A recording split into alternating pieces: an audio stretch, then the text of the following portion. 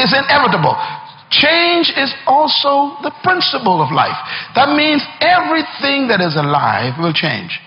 And even things that are not alive will change. You know, a lady came to me. She says, I came to the Bahamas for the last 10 years, and I missed 4 years. And I came here this past month, and everything is different. The airport is new, she said. What happened to the old airport, she says. In other words, even the things not alive are changing. The way the river runs down the mountain is wearing away the mountain. You go back to that mountain 10 years later, and the river is wider. Yes. Change is in creation. It's part of life. So here is the question then. Ecclesiastes chapter 3. It says, to everything there is a season, and to every purpose under heaven there is a time for it. To everything there's a season. How many things have a season? Everything. This is one of the best news I ever got in my life. When I understood this, I was a teenager, and it changed my life. When I understood that everything is a season, let me tell you why. If you're having a bad time right now, it cannot last. If you cannot find a job right now, that is only a season. If your business is going in the wrong direction, it's a seasonal slide.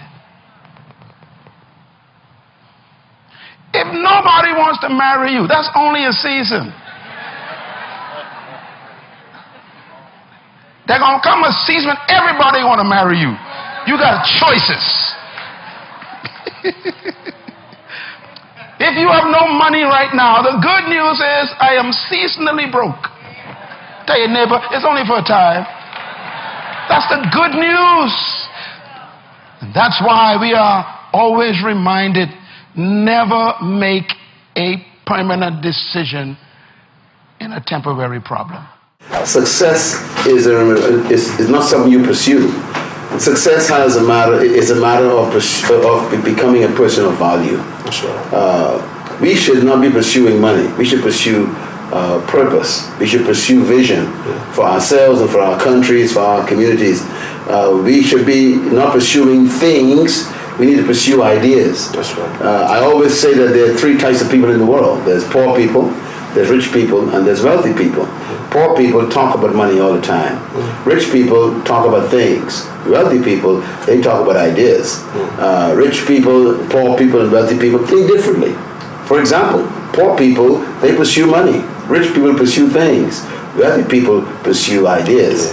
And so constantly there's a different way of thinking.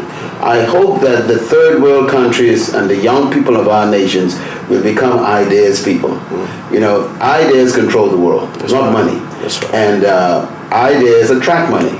So I think if we minimize this desire to get money and elevate the creativity of new ideas, we'll find that financial results will naturally flow to it. Bill Gates didn't pursue money. He pursued an idea. Stephen Jobs, the late Stephen Jobs, who invented the Apple computer and the iPhone, he never went after money. He developed an idea.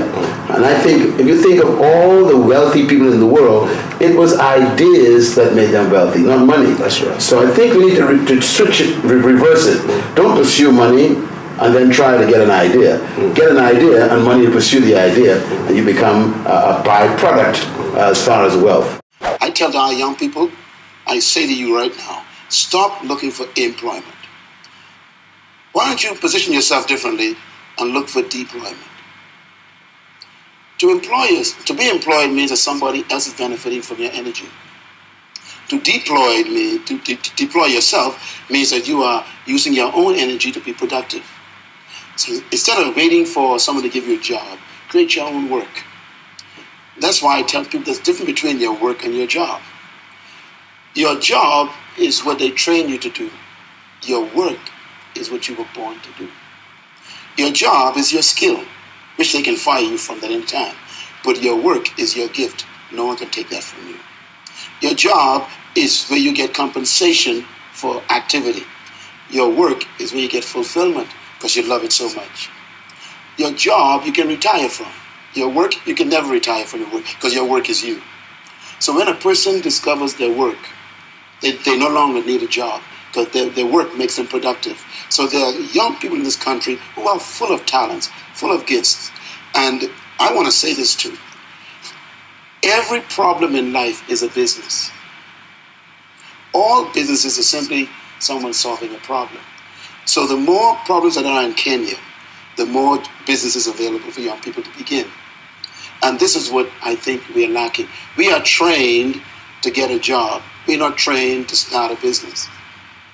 We are trained to let other people employ us, not trained to deploy ourselves. Do we sit down and let change just happen to us? Or are we just watching change happening around us? Or are we aware that change is happening within us? Or are we going to be those proactive people who make sure that we affect what happens to us? Change also produces 4 types of people. They are in this room. First of all, there are people who watch things happen. Now, let me say something about change. This is important here. Not all change is improvement. You used to weigh 128.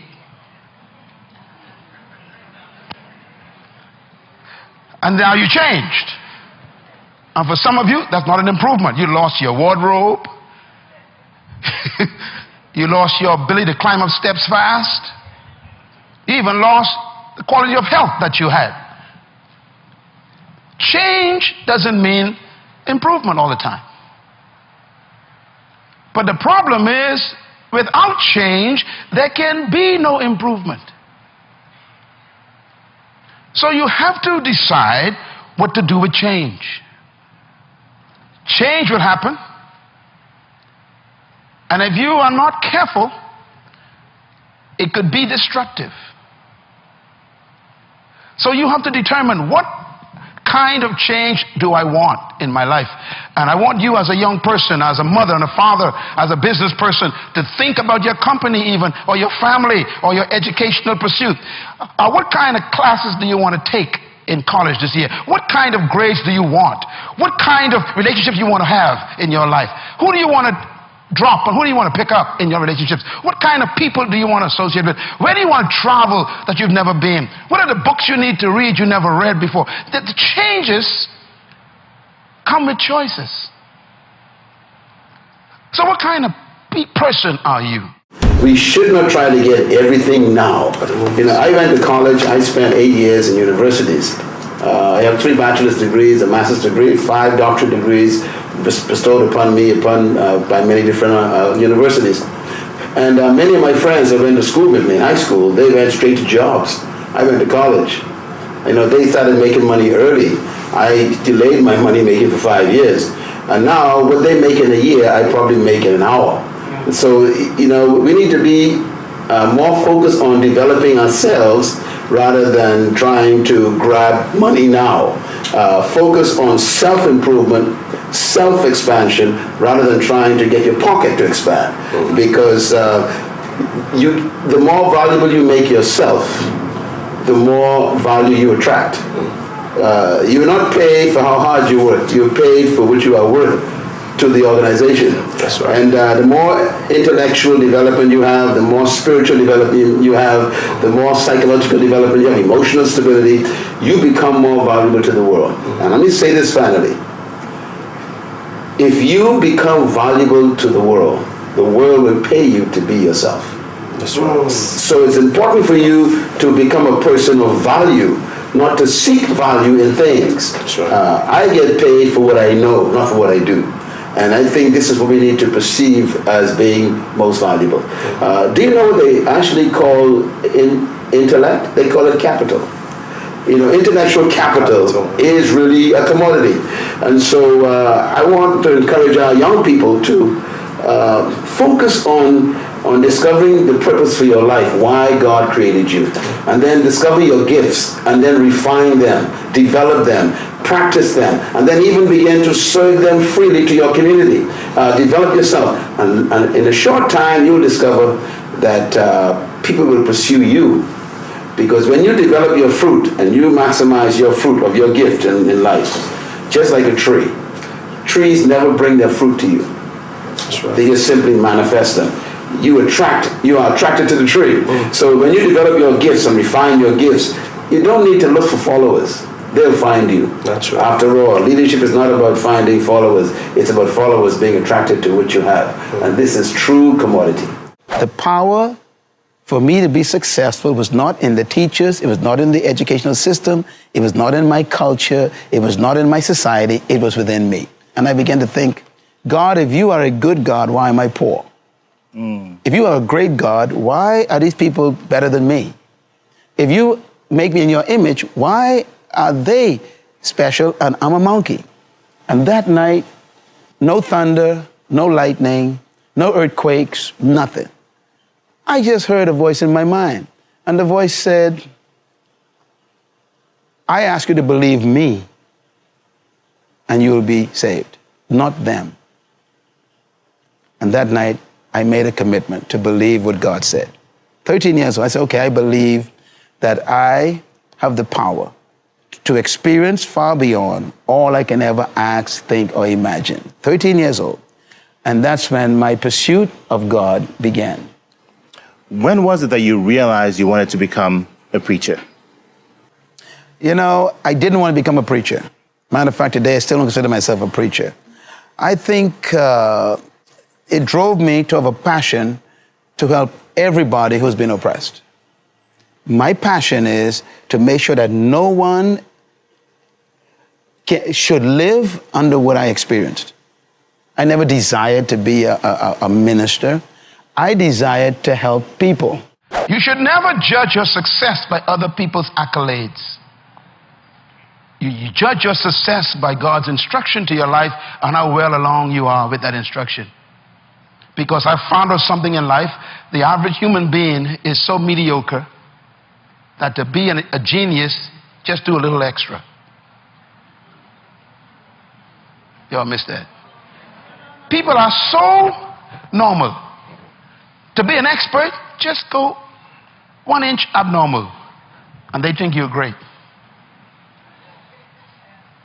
So don't judge your success by the masses, what they think of you.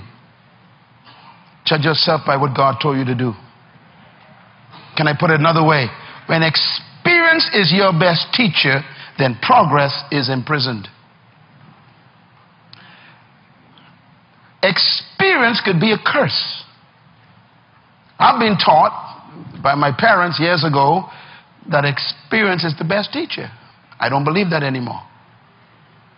Experience could cause you to stop progressing because you keep judging your dreams by your experience or your vision by your experience, and you end up saying, I tried that before, or I never saw anyone do it that way. And you begin to use your experience to stop your progress. This is why God always makes history with young people. Because old people got too much experience. You all remember the story with David and Goliath? The problem with Saul, who was the king, was he had experience. And he tried to put his experience on David. He told David, wear my armor, wear my shield, use my sword. David put it on. David said, this thing is too heavy. And he went out and fought the giant with something the giant never saw before. A sling. How do you fight a rock with a sword? The giant says, what is this thing he's using? The giant is trained, experienced with a sword. So he expected an experienced swordsman to come and fight him. But here comes a little boy with equipment he ain't never seen before. We need some people like that in the 21st century who come with some things that they ain't never seen at the office. Think of some ideas that wreck the whole system. That's why Steve Jobs will always be in history as a great inventor. He keep defying his own experience. I was reading his watching a documentary on him 2 weeks ago, and they said that when the iPhone came out, they said to him, "That's it. You're the ultimate. This is it." He said, "No." And he came up with this idea about the iPad. And he said the people in the company said it will never work. Why? It's an abnormal size. Either you get a computer or an iPhone. Put it in your pocket or put it in your briefcase. He said, this thing in the middle ain't gonna work. He says, look, we're gonna make this. Now the iPad is the most common machinery people use in the world. Sometimes you gotta defy your own board to take progress. Experience. Consult your experience, but never let it rule you. Shakespeare says, sweet are the uses of adversity. Ooh, I like that. Sweet are the uses of adversity. He says, you must learn to use adversity for your benefit. One of the wealthiest men in the United States, I just finished reading his book again, his new edition. It's called Cheaters Never Win. He's a multi-billionaire. He probably has products in this room today or in this building somewhere. He is the largest manufacturer of plastic, paper, cups, and paper plates, and forks in the world. The company is called the Huntsman Enterprise. Multi-billionaire. Here's what he says in this book I just finished reading. He says, if there is a silver lining to bad times, it is this. When facing severe challenges, your mind is normally at its sharpest. No wonder why he's a billionaire. When facing challenges, he says, your mind kicks in and thinks beyond the norm. He also says another statement I thought was interesting. He said, humans seldom have created anything of lasting value unless they were tried or hurting. Benefits from crisis. This is when you are supposed to become a greater leader, a better leader, because your skills must be tested. I put it another way. Abraham Lincoln was an amazing guy. He became the greatest president in the midst of trials. Today, I still am convinced he is the greatest president of the United States in history, because he used adversity to create a federation that lasted 300 years and still were working. But it came out of the fires of crisis. My definition of leadership is very simple yet complicated. I believe that leadership is the capacity to influence others through inspiration, not manipulation. And that inspiration comes from a passion which is motivated by a sense of vision and a sense of purpose. So leadership is first personal, then it's corporate. Leadership is not something you pursue, it's something you discover.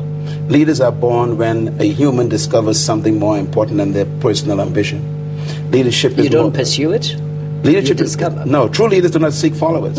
Leaders actually are pursuing a passion toward a purpose that gives them a sense of destiny. Yeah. For example, one of the greatest leaders of example that I use is Nelson Mandela, one of your great presidents. He never sought followers. Think about it. He discovered a purpose that was more important than his private preservation, his private ambition. He pursued that purpose privately. It attracted people. So leaders don't seek followers. Followers are attracted to leaders. Leaders are more concerned about discovering a purpose to improve the life of humanity that's more important than their personal ambition. So they sacrifice themselves to accomplish something for the greater good. Yeah. We find that very rare lately. Most people we call leaders are simply professional manipulators. And they actually are more concerned about their own promotion than promoting the people. As you look back over your life, if there's just one thing that you could do differently, what would it be? That's always a tough question. I get that question asked a lot. I'm not sure, you know, because everything that happened in my life produced me. Even the negatives, even the things that I might have failed in, the things I've made mistakes with, they were fantastic classrooms for me.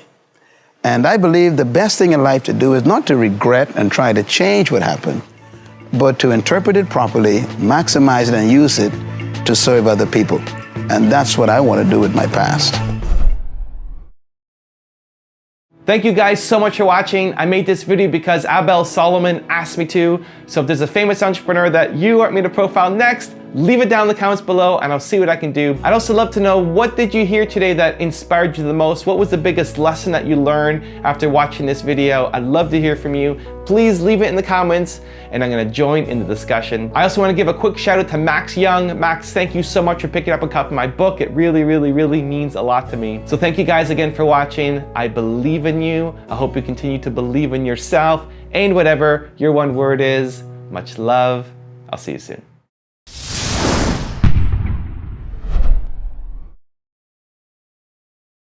I want to focus on discovering and releasing, how to release your hidden greatness. Every human being in this room and those watching by the internet, you have inside of you, I have no doubt about it, greatness. But most people will die with their greatness on the inside.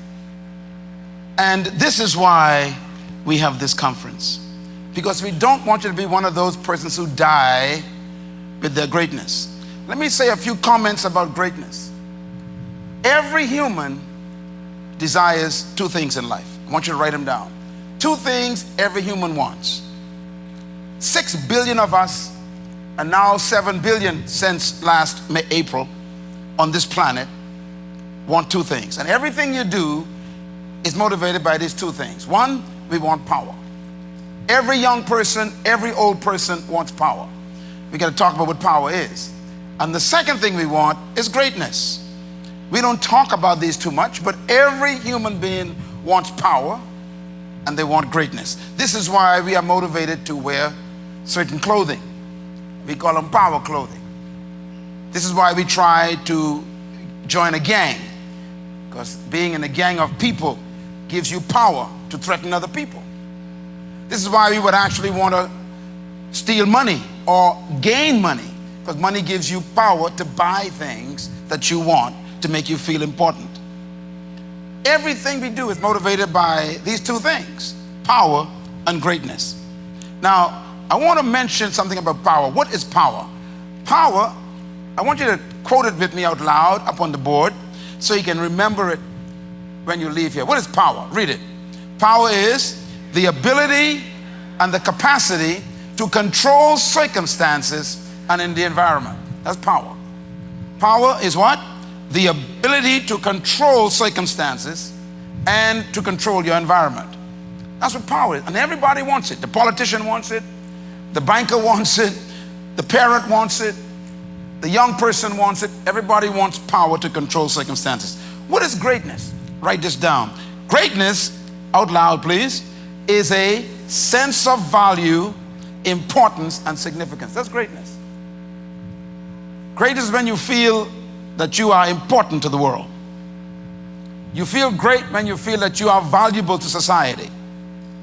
Greatness is when you feel that you are significant to your generation. In other words, the desire for all of us to be great and to control our environment is natural. You, as a 16-year-old, your desire to become the head of the class is a desire for greatness. You, as an 18-year-old, your desire to go to college and get a degree so you can get a better job, so you can make more money, so you can buy things you want, is a desire for control, a desire for greatness. And this is why people get in trouble. They're pursuing power and greatness. Now let me repeat again. The pursuit of power and greatness is natural. As a matter of fact, if you don't want to be great, something's wrong with you. If you have no desire to be powerful, something's wrong with you. Every person here desires these things. I put it this way. God is not against your desire for greatness. He's not against your desire for power. Because God created you to be great. Potential is who you are, but no one knows it yet. Potential is who you could become, but you haven't become it yet. Potential is how far you can go, but you haven't gone yet. In other words, potential is never what you've done. Because once you've done something, it ceases to be your potential. Potential, therefore, has to do with what you haven't done yet, that you can still yet do. And that's why I am after you. I came after you because I'm bored with what you've done. I'm bored. You got a PhD, so what? It's over. What's left? That's right. Potential, therefore, is not about what you've achieved. It's what you haven't achieved yet that you could achieve.